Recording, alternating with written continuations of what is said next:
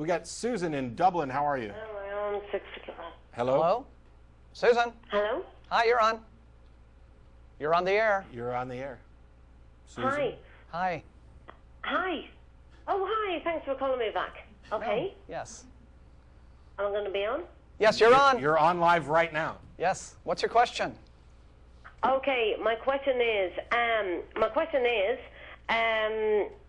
Curiosity is going to Mars. It's going to land there tomorrow. Mm-hmm. And I'm actually, this morning, my time I'm ringing from Ireland, and I'm just wondering, what do the Christians, theists, etc., think about that? I don't know. What do Christians think about the Mars lander landing tomorrow? Well, possible life on Mars. The possibility of life on Mars. I can't tell you what Christians think. Yeah, I have no idea. Have you asked any that you know? I have not, but I'm just throwing it out there. I'm just wondering, what would any of them say? That's an interesting thought, because it would certainly, the discovery of alien life would cause them to have to rethink some things about where. Absolutely. Yeah, the Bible. Yeah. There was a science fiction writer by the name of Arthur C. Clarke. He's responsible for 2001, a lot of famous stuff. Yes, I know the name, yeah. He wrote a book some years ago. It was called The Fountains of Paradise. And one of the elements in that book was very similar to, he tended to recycle some themes. But the idea was that there was this alien, highly advanced alien probe coming to Earth. And part of the result of this was that when these aliens more or less announced that they had seen no evidence at all of any kind of divine presence in the universe, and they had in fact acquired actual knowledge of et cetera, then the result was that pretty much all religion in the world stopped. And I didn't really believe that. I think a lot of people took the book took criticism for that, because what actually would have happened, I think, would have been that I can't really speak for other religions, but Christianity being the one I'm most familiar with, you would have the liberal Christians who would say, well, God has simply made other provisions for the salvation of these aliens.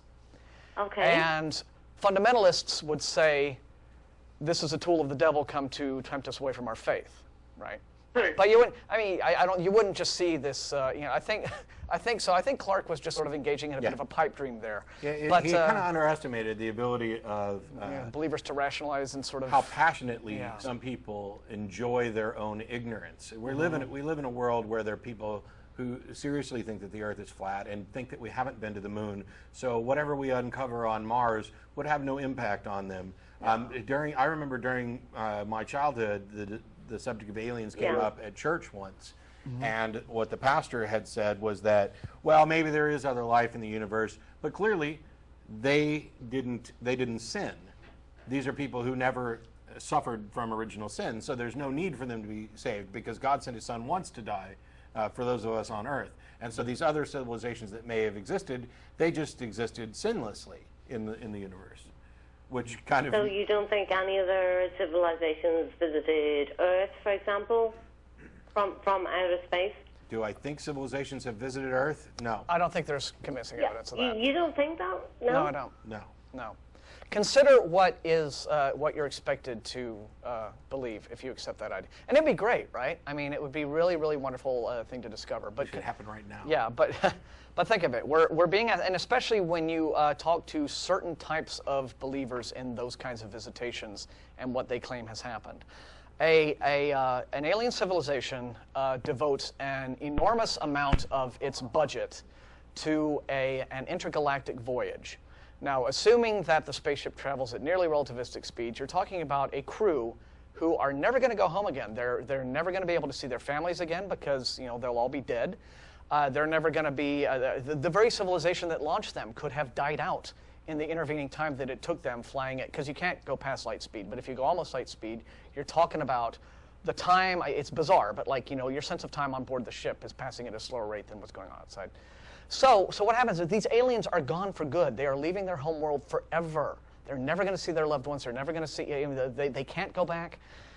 And we're expected that they did this sacrifice simply so that they could turn up, hover around our planet, make some crop circles, kidnap some poor fool off on a farm somewhere to cows. or mutilate some cows, and then go run off and hide.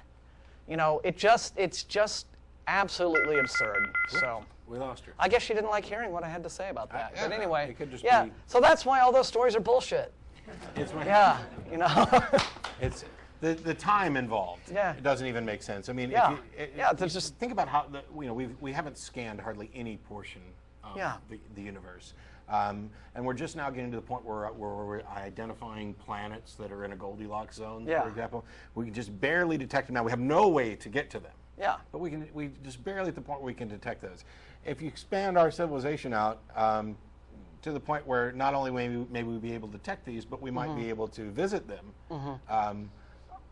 I don't know that we'd ever come up with the budget for it because And it's a one-way trip. we're on a rock with limited resources. Yeah. And so actually our first priority in space travel and exploration should be finding a planet that we can move to. Yeah. That would be And- it. It would be fleeing the home world for one reason or another, never to come back. It would be a colony that we are Yeah. going to not see again.